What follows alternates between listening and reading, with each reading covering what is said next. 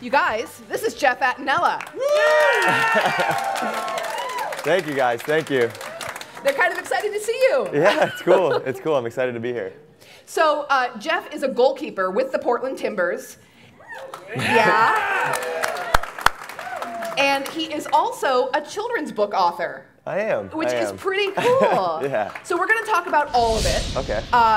Because I know we've got the Timbers fans, we've got the soccer thing going right now. Let's talk a little bit about your soccer career. Where did you start? Have you always been into sports? Have you always played? Yeah, I've always been into sports. You know, growing up, I played all of them. And then at a very young age, my soccer coach asked me, "Oh, does anyone think they could play goalie?" And I played baseball at the time, so I just kind of put my hand up and fast forward, and here we are.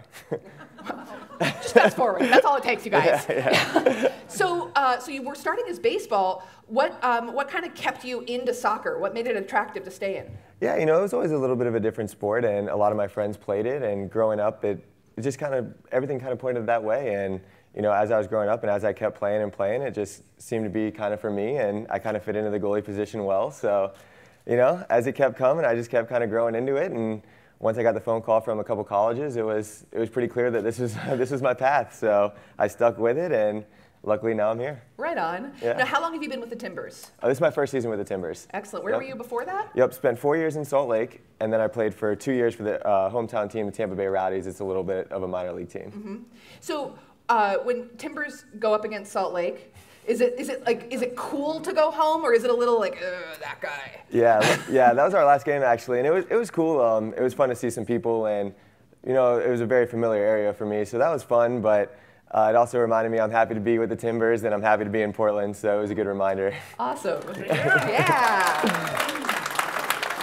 Now, it's not exactly a one-to-one to go from awesome goalie to children's book author. So can you connect that line for us? Yeah. Well, that line is a little bit jaded, but so for me I'm a huge sports fan above everything else, and you know, sports has always been a huge part of my life, and growing up is always, my best memories are when my family are going to sporting events, cheering for teams, and you know, even now when I go home for the off season, it's usually centered around, all right, what game can we go to as a family? And you know, once we had my daughter, the whole sports thing was, all right, how can I get my daughter into sports? Obviously you wanted to love the teams that you love, because it's, you know, it's better that way and it's more fun. And that's just kind of how the dots got connected. And I thought, how can I get my daughter to fall in love with this thing that I'm so passionate about? And I started writing some things down on my phone, and you know, another thing where fast forward, here we are, and I'm talking to you about some children's books that I wrote. Yeah, so let's fast forward and take a look at these. So here's a couple of them. We've got more out in the lobby. But so once Cleveland wins a world championship,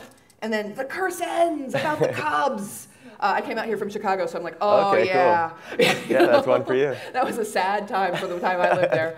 But so these are really cool. So they're sports-based, and you write all the text, and then you work with an illustrator to kind of bring them to life. Here, I'll let you hold this one. Yeah. So we got the idea. You know, once the Cubs won the World Series, we had just had my daughter, and you know, that's obviously our first daughter. That's a time where everything's a little crazy. But as I'm watching, you know, my wife and I are sitting there watching the World Series, and so I'm sitting there thinking, man, my daughter's never going to know that the Cubs aren't supposed to win the World Series. My whole life, the Cubs weren't supposed to win the World Series. And then next thing you know, they're winning the World Series, and I have my daughter, and I just thought, you know, it'd be good to share this message. And there's a whole generation of Cubs fans that are going to remember the last 100 years, and the next generation needs to know the misery, and they need to know the triumph, and they need to know the story about just how great it was that they won. That's really cool. Cool, thank you. You've got a basketball one, and then you've also, no, the other one's a sports one, but then you've also got one about space. Yeah, so we did the Great Space Race, and you know, it's less political, it's more just kind of our take on it. It was a great back and forth between the US and Russia, and really it was the ultimate race, you know, space shuttles, everything, to get to the moon. So it's just a fun kind of take on more laid back, sports theme race between USA and Russia, and the epic race to get to the moon. And you know, we sprinkled in some facts in there, and I think it's good for a little bit of knowledge as well. That's really cool. So now your daughter is she about a year old now? Yeah, almost. It's coming my quick. Gosh. Yeah. And fun fact, her name is Remy. Jim's son is named Remy. They spell it slightly differently, but there's a little synergy there. A little connection. So how does she like the books? Is she like mostly like just chewing on them, or like what's going on? Yeah, I always tell her that books are for reading, not for eating. But we're working on it. You know, the pictures do pop, so that's a good plus. And I enjoy reading them to her because I enjoy reading about sports. And you know, hopefully one day soon I'll be able to brainwash her a little bit with my sports fandom. Now, are you going to do any books about the Timbers or about soccer? I've been keeping them separate. Hopefully I'm a part of the Timbers team that wins a championship that I can write about. So I'm keeping them separate to now. Yeah. I'm keeping them separate for now, and you know, maybe when I'm done playing, if the MLS or the Timbers want me to write them a book, and that's definitely something I'll be open to. Nice. Now, so we've got some Timbers fans here, just one or two, I think. In your time with the Timbers, do you have any moments that are sort of like the standout, amazing, like I am never gonna forget this moment? Yeah, of course. I mean, just a few weeks ago I got my first shutout, and it was a big game, and got my first log slab, and being able to hold it up in front of the Army and just really celebrate and kind of take it all in that I'm a Timber, and here I am in front of the Army and celebrating. That was something I'll never forget. Right on. Yeah. And that's the Timbers Army is, so it's, you guys are kind of insane. I mean, yeah, you guys are super into it.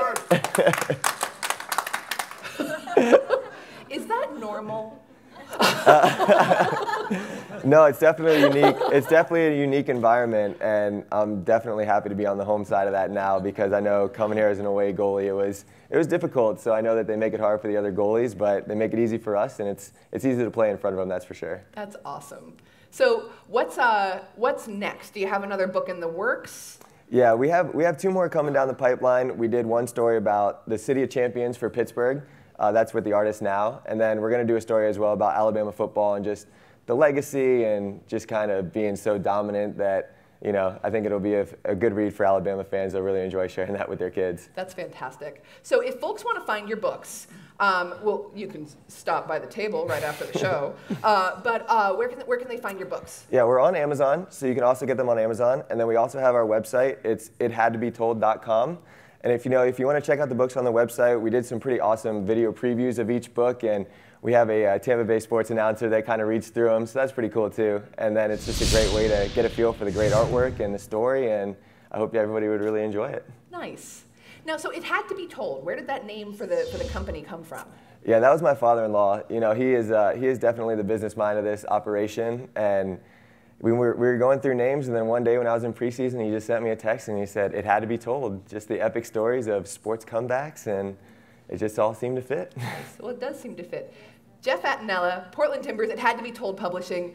Thank you so much for being here. Give him a big hand. Thank you, guys. Yeah. Thanks. So thank you, guys. We have promised them that you'll stick around. Yeah, absolutely. We have a little bit of the show left, but Jeff will be out in the lobby with some of his books. You can do some signatures. Maybe steal some selfies. I don't know. We'll see what we can do. Give him another hand. Thank you, Jeff. Thank you. Yeah. Thank you, guys.